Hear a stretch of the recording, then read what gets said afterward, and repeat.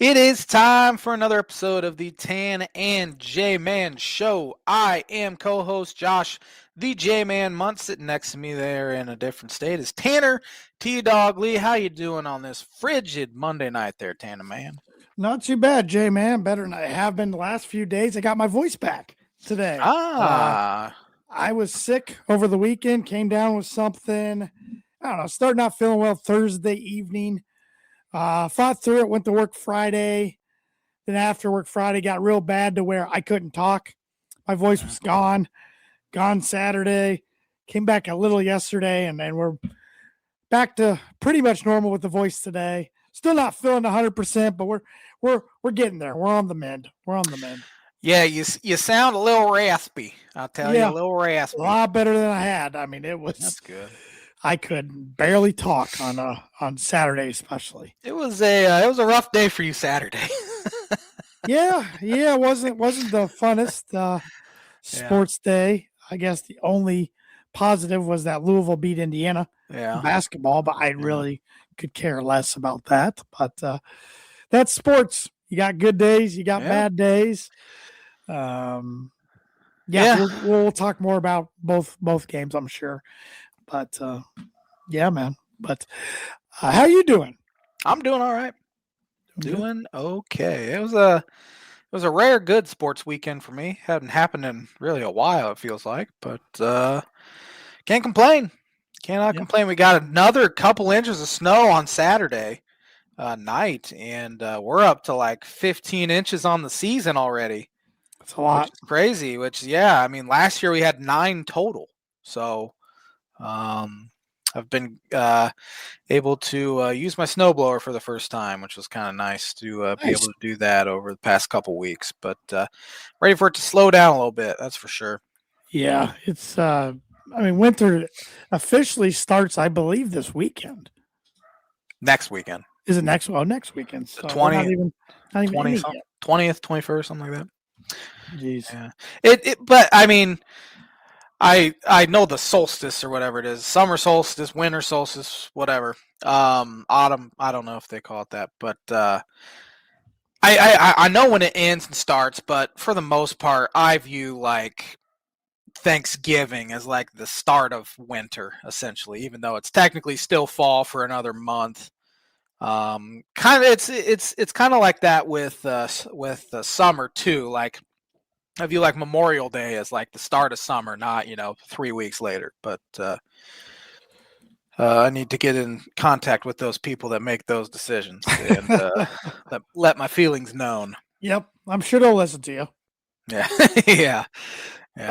I brought some birdie or bogey with me tonight for you. Let me pull it up here. NFL related question. Name the only quarterback in NFL history to make the playoffs with 5 different head coaches. Wow, that's a good question. There's only one quarterback, huh? 5 different head coaches. Man, that's tough. Because usually if you're a good playoff winning quarterback, you get your head coach sticks around for a long time too. Yeah. Oh man, that's a rough one. For me, Birdie or Bogey is brought to you by Arlington Public House for good cuisine, cocktails. Located 703 Main Street in Rochester. You can go check them out. They had a weekend special right up the J-Man's alley in their smoked prime rib. Oh, yeah. Tender, juicy, packed full of flavor and served until they ran out over the weekend. So you were encouraged to make your reservations so you didn't miss out. That sounds delicious. Yeah, the picture of it, I haven't ate yet, so the picture of it makes my mouth water. And you get a choice of 2 sides as well. So, yeah, looks good. So hit them up. You can't get anything. You can't go with anything. You can't go wrong. You can't go wrong with anything at the Arlington Public House, whether it's cuisine to eat or drinks to drink. So. Man, I keep thinking about this trivia question, and I keep running through good quarterbacks in my head, and I'm struggling to even think of any that have played with multiple head coaches, let alone 5. It's a tough one. Dang, it's a good question. So, yeah. What do you want to start with tonight? Let's start with college football. I feel like that's the hot topic around the sports world right now. Yeah. We know the 12 teams in the college football playoff, and we know the team. I was going to say teams. The team that most people think got snubbed. So if you didn't catch it yesterday, the 12-team field came out. The Notre Dame Fighting Irish not in the 12-team playoff, despite winning 10 games, 10-2 record, with all 10 of those being won consecutively in a row, and probably being one of the hottest teams in the country. Yeah. You look at this field, I think Vegas would have Notre Dame favored against all of them, but maybe 2 or 3. Yeah, I would say they were probably in the top 3 odds to win it all. Should they have made it? I do think there's legitimate gripe that they got snubbed, especially over an Alabama team. Yeah, who got in with 3 losses and just got absolutely whooped. Even though I don't think you should penalize somebody for a conference loss, a conference championship. No, I agree, and they say they don't penalize, but at the same time, they're essentially penalizing Notre Dame for not being in a conference. They didn't penalize Miami for not making their conference championship game, so that adds. We've seen that in the past, for sure. The reality of the situation outside of those first 2 wins they had, or first 2 games they played where they lost to A&M and Miami, besides beating USC, who else did they beat? That was really Pittsburgh was okay. Pittsburgh was ranked at the time when they beat them, and I don't think Pittsburgh won a game after that, did they? I think that started a slide for them. If so, maybe they won 1. Yeah. Syracuse stunk. Stunk. Navy. Yeah, Stanford stunk. Yeah. NC State ended up not being very good. Yeah. The schedule is pretty weak. Yep. And that ultimately came back to haunt them, essentially. Sure. And I think it sets a good precedent that because there was this narrative going around that, well, the first week of the year, if you lose, it doesn't really matter. Or the first 2 weeks of the year, if you lose, it doesn't really matter because, you win 10 in a row, you're 10-2, you're going to be in anyway. Well, the committee decided that no, those losses matter just as much as they do, in October and November. And I think that's what it ultimately came down to. And I think they made the right decision to choose Miami over Notre Dame because that head-to-head happened. Like it happened. And Miami beat them. And I think it would have been unfair for Miami to be left out in favor of Notre Dame when Miami won the head-to-head. Yeah. It can go both ways. I think if you're choosing the best 12 teams, Notre Dame's in it for sure. And I think James Madison versus Notre Dame, here in 2 weeks or whenever when the playoffs start, Notre Dame's going to beat them by 6 touchdowns probably, or even a Tulane for that matter. Mm-hmm. But I'm glad they let these group of 5 teams in because really if they didn't, it essentially mean that their seasons mean nothing. Doesn't matter what you do. They mean nothing. Yeah, they gotta, and this is only this. I give the committee a little leeway because this is only the second year they've had 12 teams to figure out. Before that, it was 4. Yeah, and but now people are already calling for an expansion to 16. Yeah, no matter how many you expand it to, somebody's always gonna be mad. That's the funny thing because they said. When people were so mad about the BCS system, they're like, once we get to a playoff, we won't be mad anymore. They expanded to 4 or they did a 14 playoff. People were so mad. They're like, okay, if we get to 12, none of us will have an excuse to be mad. We'll all be happy. Seems like people are more mad now than they were back during the BCS days. So no one's ever going to be happy. You can expand it to 60 something and people are still going to be upset. So it's an unenviable position.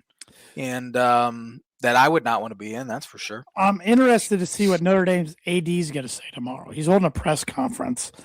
He supposedly came out today and said pretty much the decisions made in the last few days might impact their relationship with the ACC. Which from all the other sports, I'm thinking, wait, hold on now. Like, we got a fine relationship with the ACC. Yeah. Football's not even in the ACC type thing. I mean, I guess my question to you is, do you think this is going to change things with Notre Dame to make them potentially look into joining a conference sooner rather than later?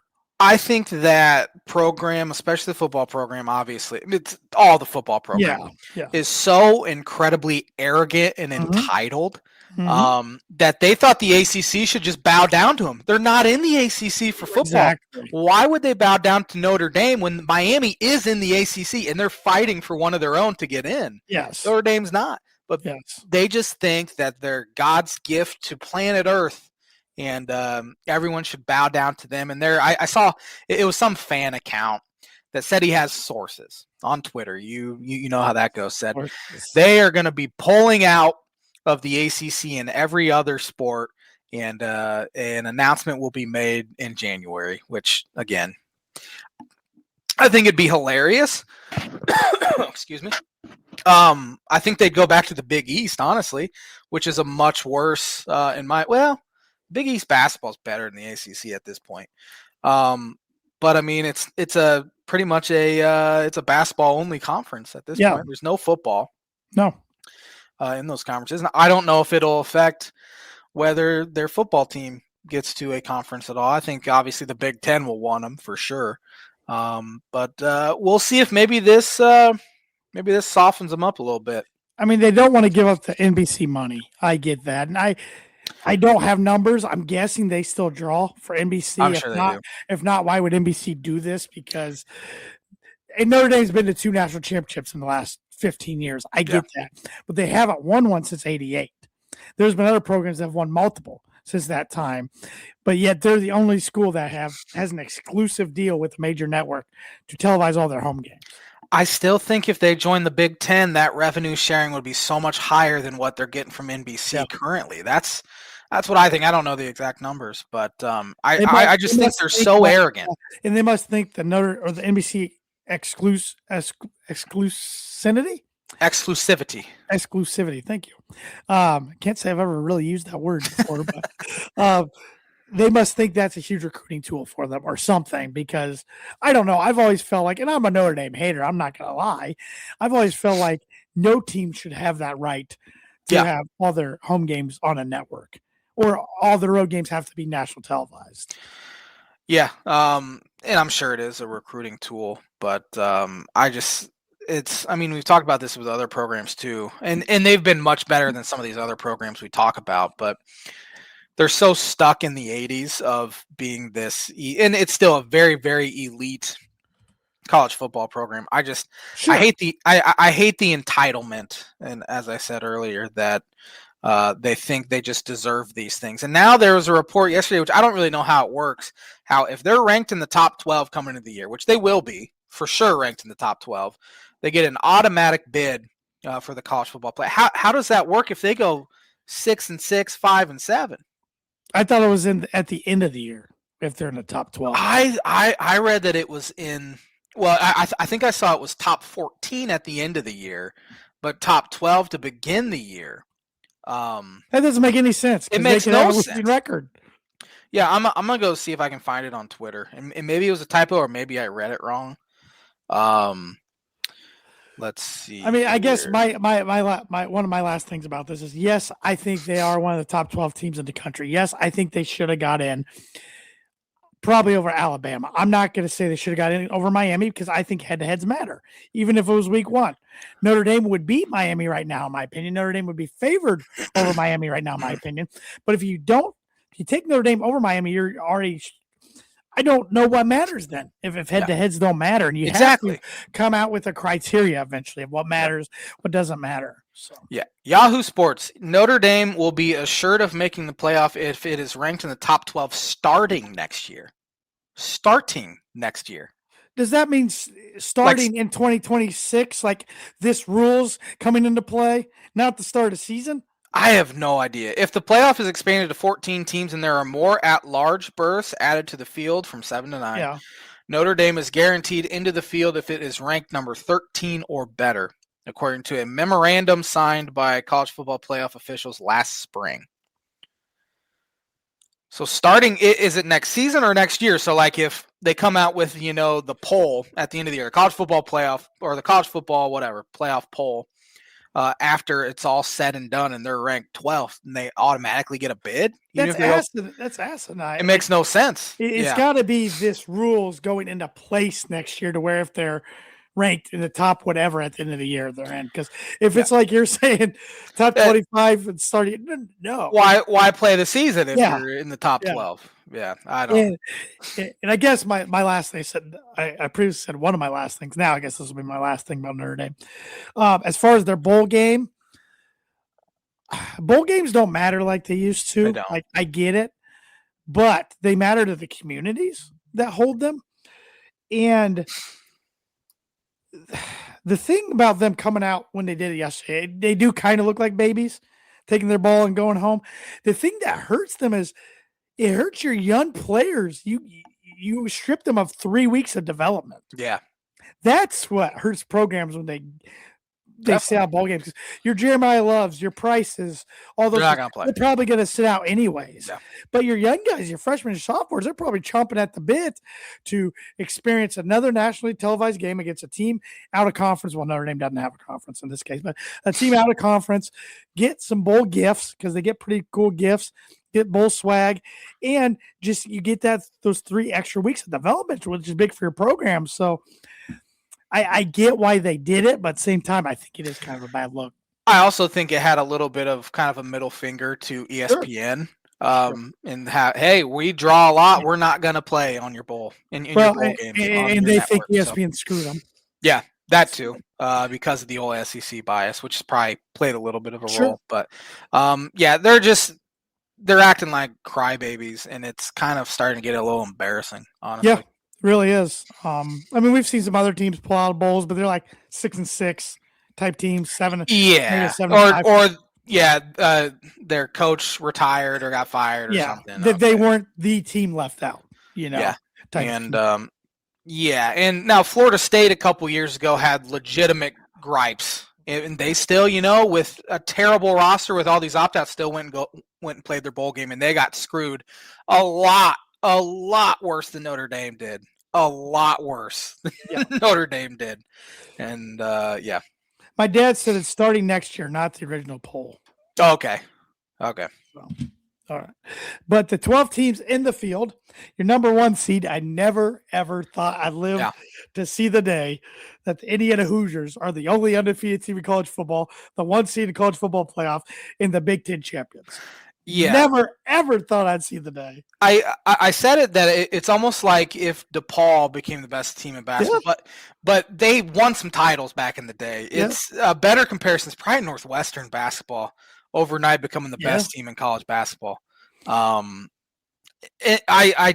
still in kind of shock that it's the most remarkable turnaround I've ever seen in college sports, maybe in sports in general, with what he's done there.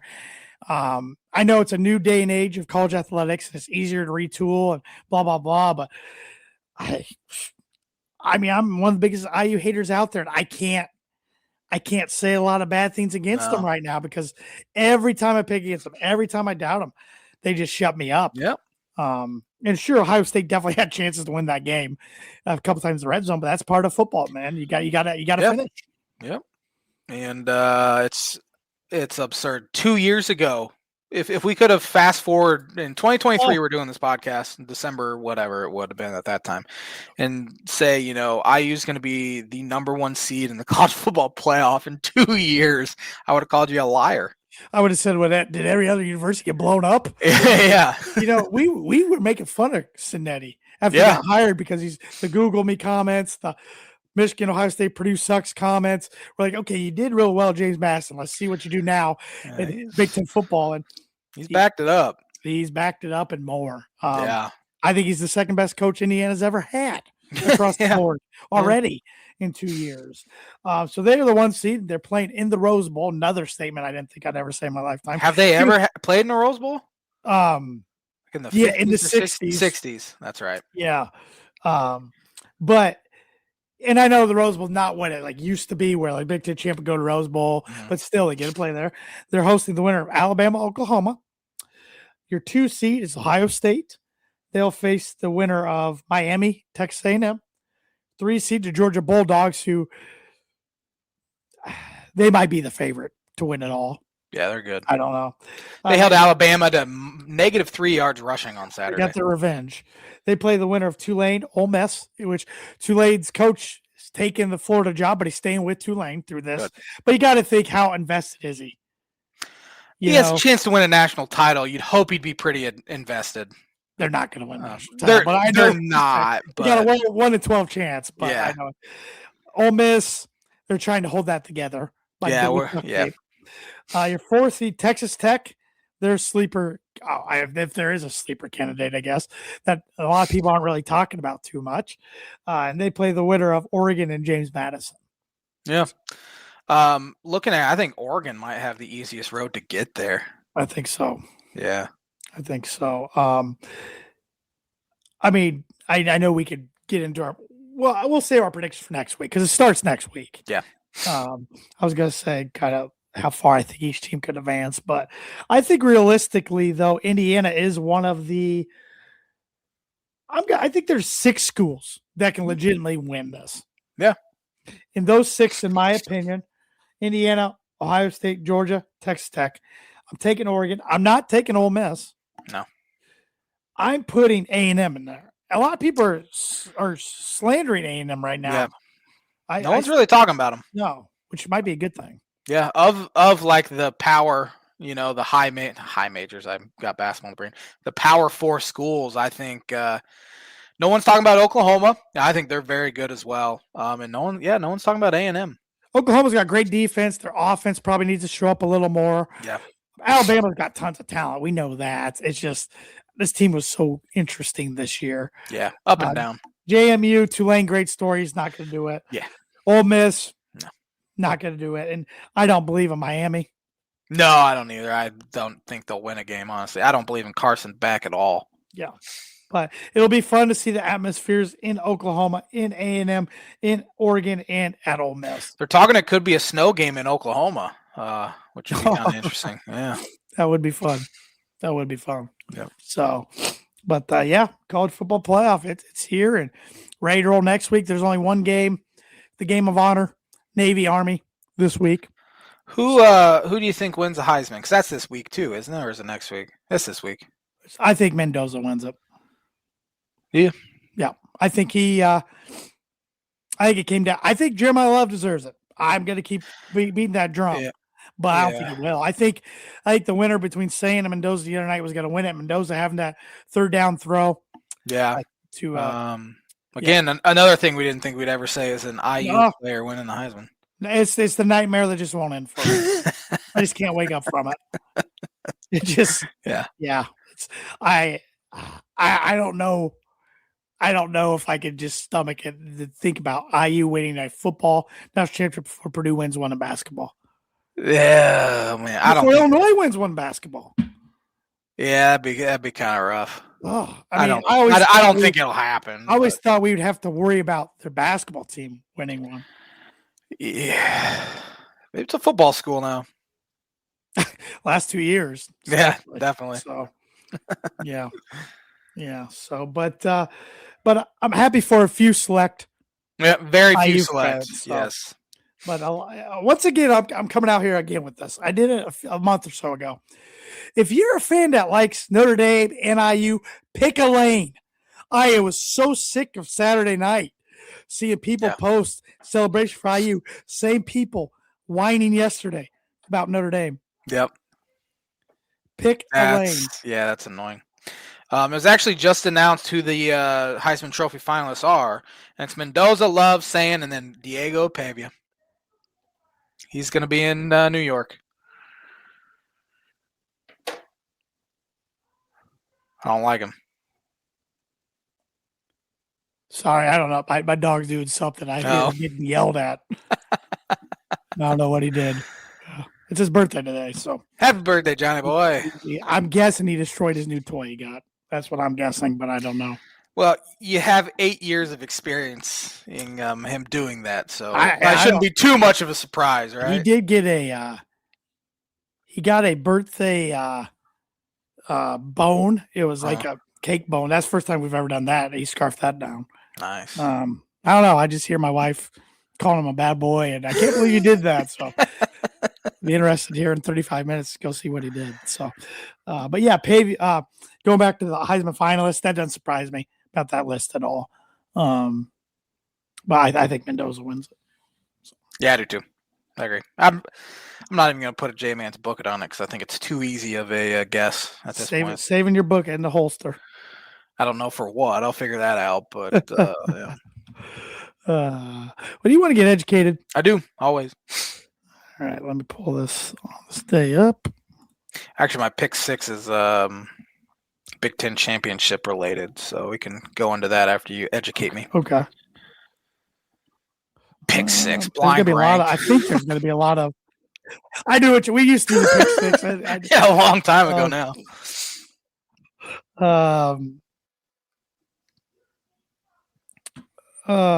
Who on this day, 1948, who won the 14th Heisman Trophy?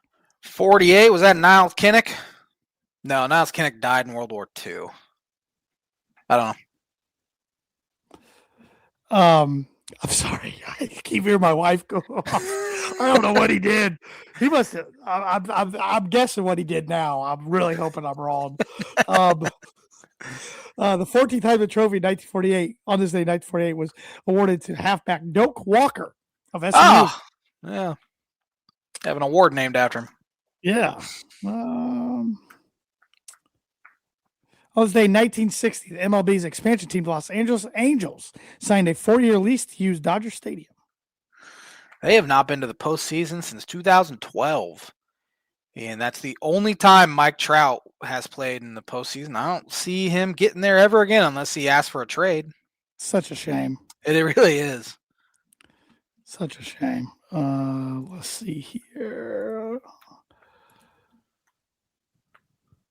Oh, I did not know this. On this day, 1966, New York Yankees traded outfielder Roger Maris to St. Louis Cardinals for Charlie Smith. I know that either. Did not know that. I knew he played elsewhere, but on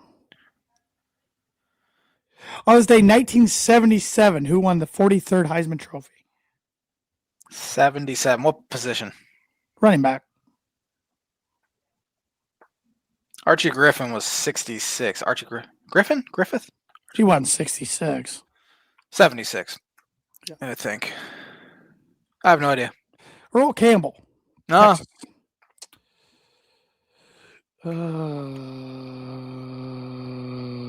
On this day in 2007, who won the 73rd Heisman Trophy? What year was that? 2007. Heisman Trophy 2007 was 2007. Who won the Heisman? Troy Smith. He was 6. He was 6. Shoot. 2007. I'm drawing a blank. Timothy Tebow. Oh, shoot. That would have been a much better guess. On this day in 2011, the NBA and Players Union reached a financial agreement and a 161-day lockout, shortening the season by 16 games. They should have just kept it permanent, honestly. They should have. The lockout, not the scheduling. Just lock them out forever. Until they bring the Sonics back. Yeah. On this day in 2018, who won the 84th Heisman Trophy? 2018 would that have been Lamar? Was he 17? Was he 16? Lamar 16. 18. What position? I'm terrible with Heisman. Quarterback.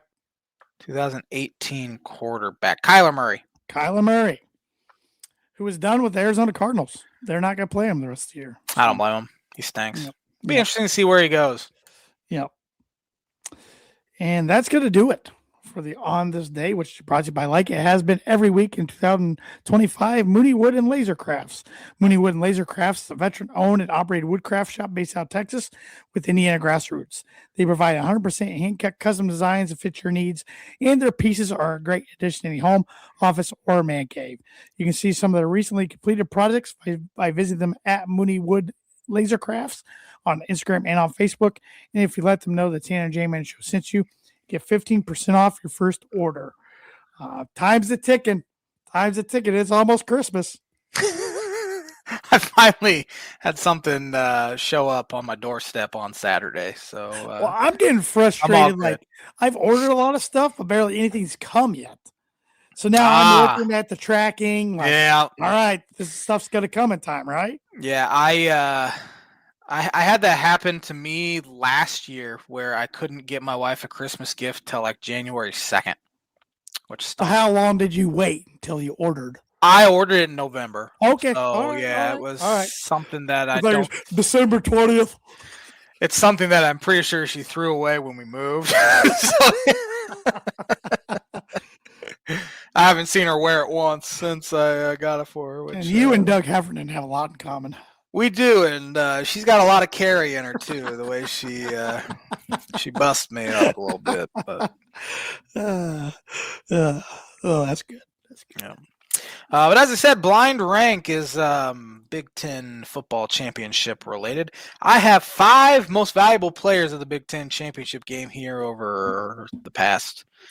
How many have they had now? Since 2011. So that'd be about 14 or 15 of them. No, I don't even know if I can name it 5 off the top of my head. No, there's a lot of guys on the list. I'm like, I recognize the name, but he didn't do anything. But I have 5 guys here you will recognize. Okay. You can rank them however, whatever criteria you want. All right. Starting with Aiden Hutchinson. I'll rank him on college career. Okay. Aiden Hutchinson was a beast in college, even more so in the pros. Yeah. Michigan man through and through. Grew up a Michigan fan. Played for Michigan, now plays for the Lions. Pretty cool story. Game changer. I'll put him at 3. That's always a cop out, but I feel good at 3. Okay. Justin Fields. Better college career than he's been a pro so far. He was a good one at Ohio State. He was a Heisman finalist in 2019. Kind of gets forgotten about, I feel like. Like, you go back, Ohio State quarterbacks. I mean, Troy Smith, of course, won it. Then you had Terrell Pryor, Braxton Miller, J.T. Barrett, of course, Cardell Jones, C.J. Stroud, Dwayne Haskins. He kind of gets lost in the shuffle. Then Fields after that.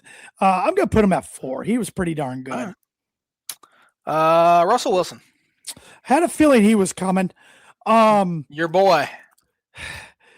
I still think he is a Hall of Famer, but I think he's hurt himself. I agree. It's hard for me to – I only remember him 1 year, and that was at Wisconsin. It was a heck of a year, but the rest of his career is at NC State. Nobody really talks about it. Whole pack of Badgers, as he used to say. Yep. I'm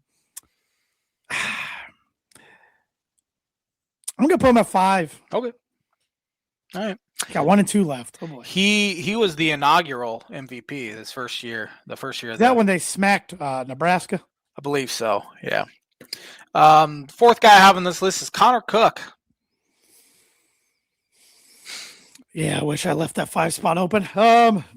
You could argue his career at Michigan State was better than Ross at Wisconsin. He was good. Cousins was a good one. They've had some decent ones. Connor Cook was back up in the league for a while. Had to start for the Raiders down the stretch when they were having a really good year. And Derek Carr went down with injury. They've been bad ever since. I'll put him at 2. All right. Last guy here, current Denver Bronco. I think he's on the injured list. J.K. Dobbins. J.K. Dobbins is on the injured list. He got hurt with a hip tackle against the Raiders, not yesterday, but earlier. Typical. Dirty. Hoping he can come back in the playoffs, but there's no guarantee. The running game's not the same without him, but he's my number 1. Honestly, I remember him at Ohio State, but I don't remember him as like a standout. Yeah. Just because they have so many good players. When I think Ohio State running backs, my mind goes way back to 2003, the 1 year Maurice Clarett. Yeah. Then I think of Beanie Wells, or I think of Henderson last year. I mean, very good, but I would not rank him at number 1. Eddie George. Oh yeah, Archie Griffin. If we're going way back in the day, Rod Smith, which I'm not going to talk about that guy. If I had to re-rank, Hutchinson be 1. Yeah. Then I'm going with. I think I put Fields 2. Yeah. Honestly, probably put Russell Wilson 3. Cook No, Dobbins 4, Cook 5, I think. I don't know. That's a tough one. I think that's how I'd rate him too. I think Hutchinson and Fields are a clear 1-2. Yeah. Based off just college I career. need to stop going with 3 on the first. It screws me every time. We do kind of try to stump each other a little bit and kind of make our list a little bad, but I need to start thinking how J-Man thinks, but that's scary. That's a very scary thought. It's mainly just Baconator. That's kind of. And you're not even as big a Baconator fan as you used to be, right? No, I don't eat Wendy's all that much. We got a lot around here that Wendy's kind of takes a backseat to, which I'm okay Popeyes.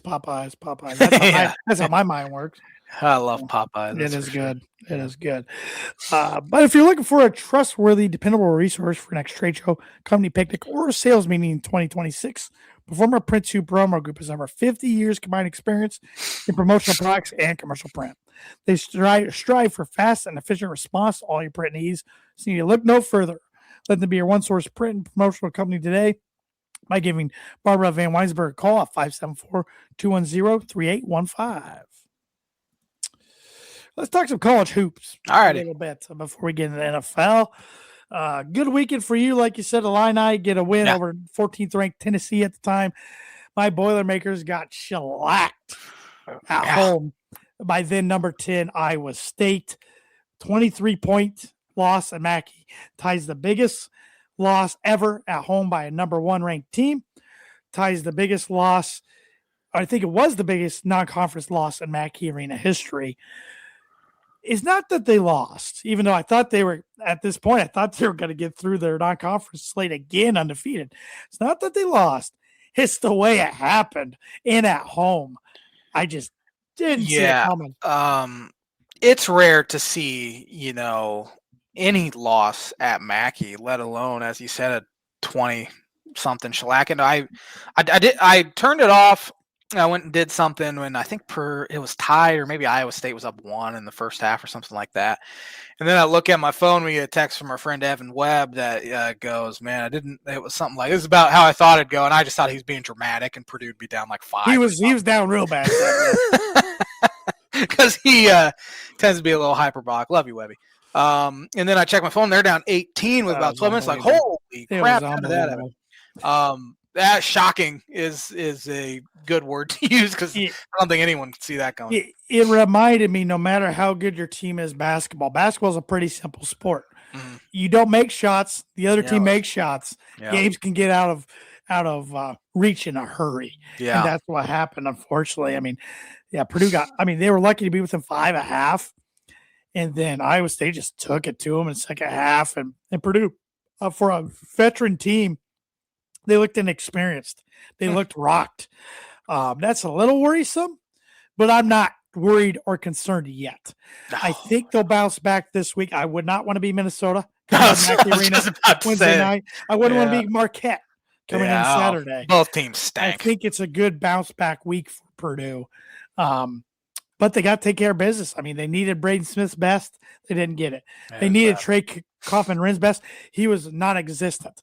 Fletcher Lawyer off. I can't say anybody played good. Yeah. Everybody played bad, and Iowa State was a team nobody's talking about. Now they're on everybody's radar. Yeah. And unfortunately for Purdue and Purdue fans, that game just had to be at noon on CBS before a jam-packed sports day, so a lot of the nation got to see it. So. Yeah.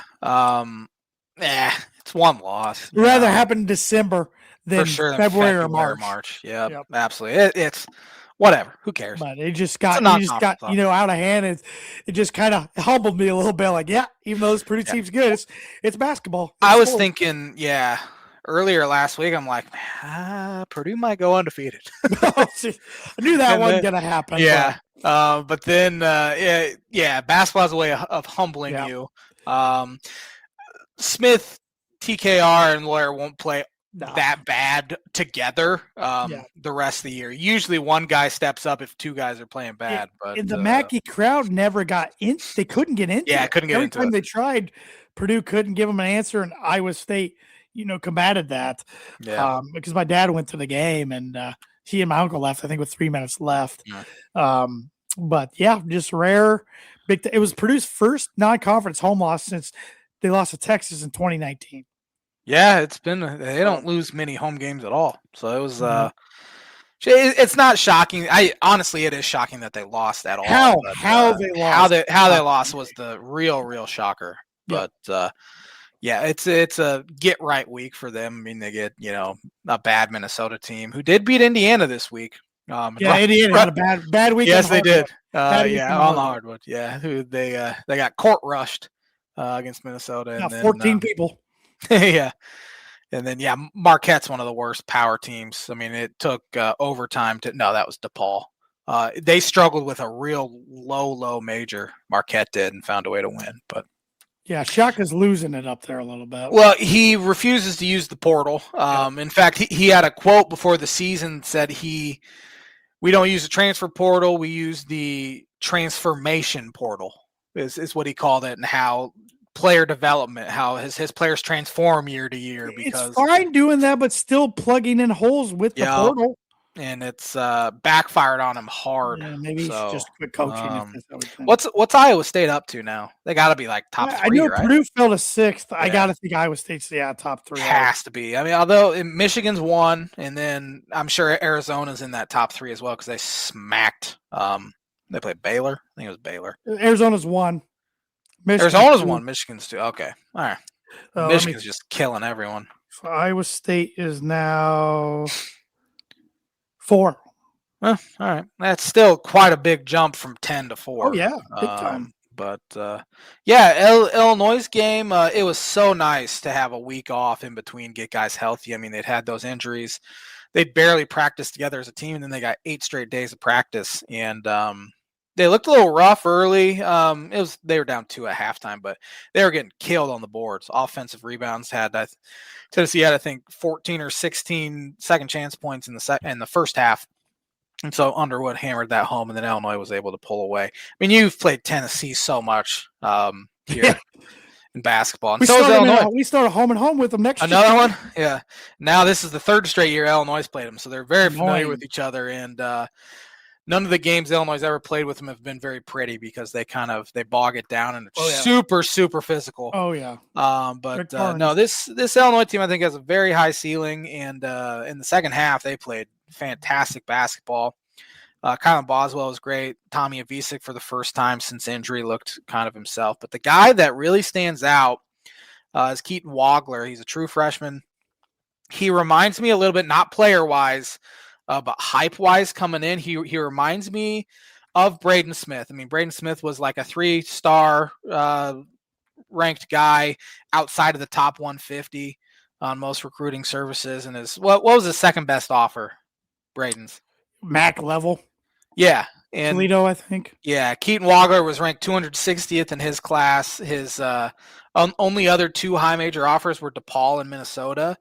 And yet in the summer that he's all we heard about, which is kind of like Braden Smith as a freshman. Yeah. So you kind of roll your eyes like, okay, it's just coach speak, that sort of stuff. And that's what I did because Brad Underwood is the king of saying outrageous stuff. I mean, I always go back to him comparing Andre Curbelo to Steve Nash. So kind of take what he says with a grain of salt. But man, he's been fantastic. He had 18 points, I think 6 rebounds, 5 assists, and 0 turnovers in 34 minutes against Tennessee. And he and Kylan Boswell were able to hold Jacoby Gillespie, who killed them at Maryland last year, to 6 of 20 shooting. So it was a very big non-conference win for them. Now they have opportunity against 2 pretty good teams this week in the Big Ten at Ohio State, and then newly ranked Nebraska in Champaign on Saturday. And then they get another 9 days off, play Missouri, and then Southern, and then bang. But you look at Illinois' schedule to start in January, and they'll be favored their first 8 games, at least in January. I mean, they get, Penn State, Iowa, Minnesota, like Rutgers. So they really need to start hot in the Big Ten and 9-1 at the very least. Hopefully that's not going to happen probably, but then their February is brutal. So they got to start hot, and hopefully they can get, because they usually lose the first one, or they usually lose one of the 2 in December, kind of like you always say Purdue does. Illinois usually does too. Last year they lost to Northwestern. Year before, I think they lost to somebody, but yeah. Yeah. Other news around the Big Ten: Michigan State lost a tough one as far as like a good game. Yeah. At home to Duke. Indiana lost to Louisville. I watched a good majority of that game. I did too. It's the first time I sit down and watch Indiana. Wasn't impressed. No, that's also a Louisville team that was coming off a loss. They're very well, good. And they're very good. But I mean, DeFreeze is good. They just aren't very physical. No. I don't know how that's going to transpire in Big Ten play. Yeah, that was literally the first minutes I've watched of Indiana this year was against Louisville, and again they played bad, so that was probably why I was unimpressed with them, and maybe they'll get better. But yeah, they didn't seem like they had great athletes either. Didn't shoot the ball very well. They just were kind of senior loaded. Start all 5 seniors, yeah. Which will probably help them come later in the season, getting all gelled together. But yeah. Yep. Like I said, Michigan's up to number 2 now. They keep smacking They're people. blowing everyone out. Yeah. Yep. So it's going to be interesting. I mean, conference play, got another dose of it this week, and then a couple weeks here and there in December, and then it's all full steam ahead in January. Yeah, definitely. So, any other thoughts, college basketball? Do you want to pick the Big Ten games this week? Sure. We have, I'll just do Big Ten matchups. We have Illinois at Ohio State tomorrow night on the Peacock. I think Illinois gets it done. Yeah, they're 3.5-point favorites. I think they win. If Ohio State wins this one, they'll probably be ranked next week. 8-1 Penn State at Indiana. Indiana's 13.5. Indiana gets this one done. If not, then there's time. It's time to worry already in Bloomington. Yeah, Penn State's played no one, which is why they're 8-1. Wednesday night we have Minnesota at Purdue. I think Purdue fairly large. Yeah, Purdue by 30 plus. Wisconsin at Nebraska. I like Nebraska home. I do too, which would put them at 10-0 to start the season. Iowa at Iowa State. I think Iowa State kills them. Yeah. Yep. And then Saturday we got a bunch of matchups here. Michigan State at Penn State. Michigan State. Michigan State large. Marquette at Purdue. Purdue. Same. Nebraska at Illinois. Take Illinois in that one. Peacock as well. What's up with that? I'll take Illinois as well. Indiana at Kentucky. Finally, Kentucky's 5-4. I think Kentucky gets this one. I think they almost have to have it. Agreed. Already. Or they're going to be calling for Pope's head. $22 million. You got to start winning. Crazy. Yep. Michigan at Maryland. Michigan in a rock fight. Maryland stinks. Give me Michigan large. And then we have UCLA it's in Seattle against Gonzaga, who looks pretty dang good so far. Yeah, give me the Zags.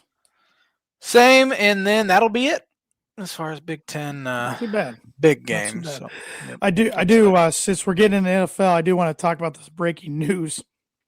Came across my phone. Adam Schefter reports with Daniel Jones out for the year and Riley Leonard week to week with strained knee ligament, the Colts will work out Phillip Rivers on Tuesday. Rivers' birthday's today. He turns 44 years old. Last played in the NFL in 2020. That's got to be fake, right? No, it's they brought up Aaron Lynch, our good buddy, also texted me. They talked about Monday Night Countdown.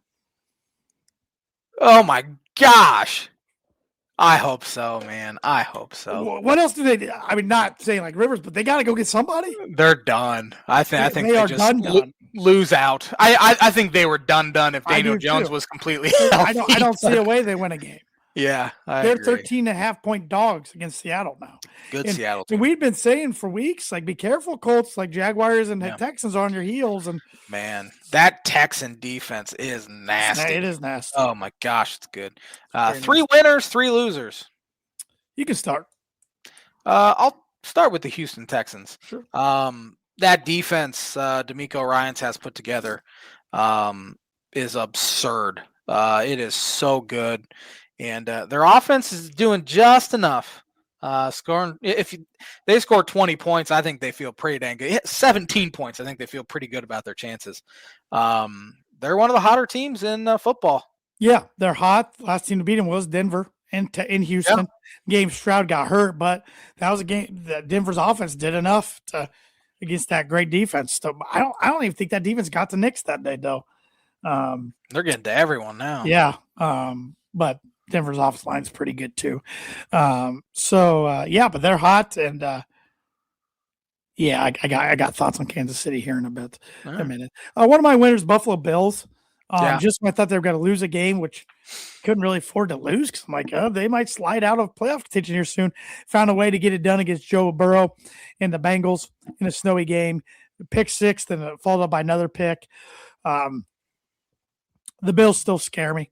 For the AFC side, they might be the team that scares me the most in the AFC playoff picture right now, just because of Josh Allen's experience compared to all the other quarterbacks that are probably going to get in on the AFC side. Well, Aaron Rodgers too, if they make it. But it doesn't scare me at all. I guess experience. That's why I meant experience, not fair. Scared level. Seattle Seahawks, sluggish first half against Atlanta, and then they just poured it on in the second half. 10-3, and again, no one's talking about them at all. Yeah, Seahawks are good. Seahawks are real good. Let's see. Another winner for me. I'll take the Pittsburgh Steelers as a winner. That was a big game against the Ravens. Both teams were 6-6 going into yesterday, looking to try to win the North. I honestly thought whoever won that game is eventually going to make the playoffs. And I think the Steelers will, and I think the Ravens will miss them. My last winner, Green Bay Packers, win a rivalry game, a very good game there in Green Bay. And, that division's loaded, besides Minnesota, although Minnesota did win yesterday. I want to put the Jaguars in the winner column, but I'm not going to. But I will mention, 2014 on, they've won every single year in Jacksonville against the Colts. That's crazy. It's just wild. But I'm going with the Saints. On the road against Tampa, Tyler, how do you pronounce his last name? I think it's Shuck. Shuck. It's not spelled that way. That's why I always. The Dolphins just played him last week, and I couldn't tell you how you pronounce it. Honestly. He played really good yesterday. He did. And bad loss by the Buccaneers. So very, very bad. I don't get it. Put the Saints in my winner category too often. So put the Saints up there. Titans too. We could kind of throw them in there as well. But three losers. Why don't you start? You wouldn't know the Titans won by the media just praising Shadir. Yeah. Three losers. Let's see here. Washington Commanders. Yes. They're on my list. Like 31-0 by the Vikings. Yeah. I know Jaden Daniels played, then got hurt, but he's a one-hit wonder. Goodness, the Commanders look bad. After playing pretty good against the Broncos, they looked awful yesterday. Yeah, Jaden, it was a cool story last year, but I think he's kind of who he is at this point, which is going to be an oft-injured quarterback with the way he plays. But Indianapolis Colts have to be on there, right? Go from being the best team in the AFC to likely, in my opinion, missing the playoffs. Oh, yeah, I think they're done. I don't know if they win another game. And Daniel Jones, now your quarterback, tears his Achilles. But again, I think Daniel Jones, did he tear his Achilles or is it just an Achilles injury? Tore it. He did tear it. He had kind of whatever. I don't know. Yeah, it's the same. He kind of shown back up and been the exact same guy he's always been the past 4 or 5 weeks. So I don't know what they do with him because that was his only year of his contract. So let him go. Yeah. The Achilles injury makes it easy for him, honestly, my opinion. They are in trouble, and now they probably wish they had those 2 first-round picks back that they trade for Sauce Gardner. Yeah, that was a very good deal for the Jets. Yeah, if Jets draft smartly, they could turn it around. Yeah, they have 4 picks in the top 50, I think. Yep. So they'll screw it up. It's the Jets. Definitely will. Next loser, the Kansas City Chiefs. Yeah, losing a home game. Texans. The wide receivers didn't help Mahomes out, who had 3 picks himself, but 6 drops. Big one by Travis Kelce. He looks washed. He does. He's getting married though. June. Yep. Congratulations. You got to tune into that one, aren't you? Nope. The Chiefs defense really good last night, second half, but arrogant decision by Andy Reid to go for it from their own 31-yard line. And that's what ultimately cost them. So this Kansas City team's not what they have been. And I think it's safe to say at 6-7, they're going to miss the playoffs. Yeah. If we were going to have a book it for the next 4 weeks or whatever, 5 weeks, that would be my book is the Chiefs miss the playoffs. They cannot win AFC West now for the first time. They had 9 straight. Right. They're out of it. It's either the Broncos or the Chargers. And the Chargers are falling fast. They're 2 games. They're 2 games behind going into tonight's game against Philadelphia. My next loser is the Baltimore Ravens. They have not looked good the past few weeks and it's starting to catch up with them, although I think they did kind of get screwed. I think Isaiah Likely, that should have been a touchdown. He made almost he got 2 feet down.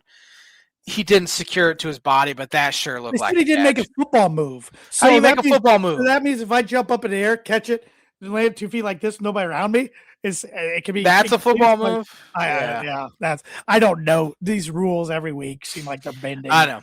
Yeah, it's crazy. I don't even know who to put as my last loser. I'm going to throw the Falcons in there because they stink. Awful. Yeah. My last loser is the Cleveland Browns. They say they got a franchise quarterback, but they lost to the worst team in the NFL. Come on. Yeah. Come on. And Deshaun Watson's back in practice. So. Oh, good for them. Yep. Yeah. Week 15 games. Thursday night, Atlanta Falcons at the Tampa Bay Buccaneers.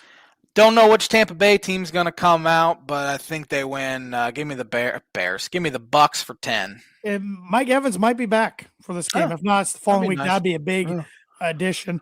I'm taking the Bucks for 11. Yeah. Washington Commanders at New York Giants.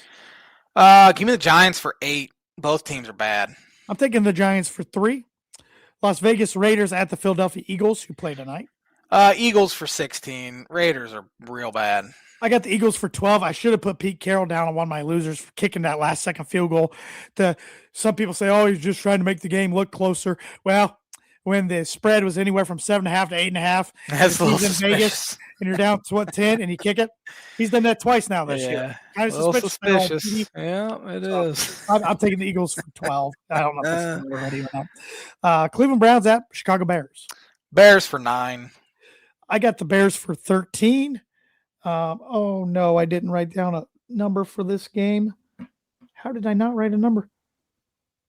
Baltimore Ravens at the Cincinnati Bengals. Oh, gosh, which number am I missing? Give me the Bengals for 2. I think Baltimore might be done after I said they'd come back and win that division, but they've looked bad. I guess for this show's sake, I'm taking the Bengals for 9. All right. Got my 9-pointer. So, yeah. Arizona Cardinals at the Houston Texans. Houston for 11. I got Houston for 14. Yeah. Arizona's giving up. Buffalo Bills at New England Patriots. Big game. Big game. Give me the Bills for 7. I just believe in them a little more. I got the Bills for 1. I think they get their revenge here. And as a Bronco fan, I'm hoping so. New York Jets at the Jacksonville Jaguars. Give me the Jags for 14. Brady Cook came in, undrafted rookie. I didn't even know who it was. I saw Cook come in. I'm like, who's this guy? He was terrible. Dolphins defense was great. Actually, only gave up 3 points. Essentially, Dolphins are playing some good football all of a sudden, Jay. Yeah. Jags for 14. I'm taking the Jags for 10. LA Chargers at the Kansas City Chiefs. Give me the Chiefs for 5. I think they bounce back. I got the Chiefs for 2. I think they bounce back at home, but I just don't believe in this team right now. I don't either. But still the Chiefs, and they're scary. Green Bay Packers at Denver Broncos. Sorry, T-Dog. I'm taking the Packers for 4, mainly because I think you're going to pick the Broncos. I'm taking the Broncos for 4, and I knew you were going to pick the Packers. So, actually, the Packers are favored by 2.5 right now. Are they? Yep. I think that's a freaking Nance and Romo game, I think. Oh, that's brutal. I think. Colts at Seahawks. Seahawks for 12. I got the Seahawks for 15. Yeah, I should have put 16 on them looking back. Oh, well. Tennessee Titans at San Francisco 49ers. Niners for 15. I got the Niners for 16. Carolina Panthers at New Orleans Saints. I got the Saints for 1. I think that's the first time we've picked them all year. I do too. I got the Panthers for 6. Detroit Lions at LA Rams. Rams for 3. I got the Rams for 5. They looked good yesterday. Sunday Night Football was surprised this one didn't get flexed out, but it is the Cowboys. Minnesota Vikings at Dallas Cowboys. Cowboys for 13. I got the Cowboys for 8. And Monday Night Football, Miami Dolphins at Pittsburgh Steelers. This will be the J-Man's book of prediction of the week. I'm hedging my bets a little bit. Give me the Steelers for 6. I got the Steelers for 7. Yeah, Dolphins have not been able to throw the ball, although their rushing attack's been awesome. They've averaged over 170 yards rushing the past 4 weeks. So if it was at Miami, I would have picked the Dolphins. But I probably still wouldn't have. But yeah. J-Man's book of prediction this week brought to you by Travis Watching Insurance Agency for life, home, auto, business, renters, workers, common, farm insurance. Contact Travis 209-869-4561. And the birdie or bogey for the week. There's one quarterback in NFL history to make the playoffs with 5 different head coaches. Is it Phillip Rivers? You got a birdie. I wouldn't have got that if you wouldn't have said it. I didn't want to say it, but I figured you were going to see on your phone, so I had to bring it up. That is awful luck. That is. He wasn't even on my radar until literally 5 seconds before I said it. I'm like, oh, I didn't want to bring it up for that reason, but I thought you would see on your phone anyways. So, darn it. I got lucky. I don't know what five coaches. It would be Schottenheimer, I think. It would have been Turner. Frank Reich. Right. Was he the head coach of Chargers? Indianapolis. Oh, Indianapolis. Yeah. Ron Rivera. Yeah. Somebody else. Schottenheimer, Rivera, Reich. Turner. Brandon Staley? Probably. Yeah. That was a heck of a question, though. What bad luck. Thanks for watching the Tan and J-Man Show. We'll be back at her next Monday with another episode. Have a fantastic week, everybody.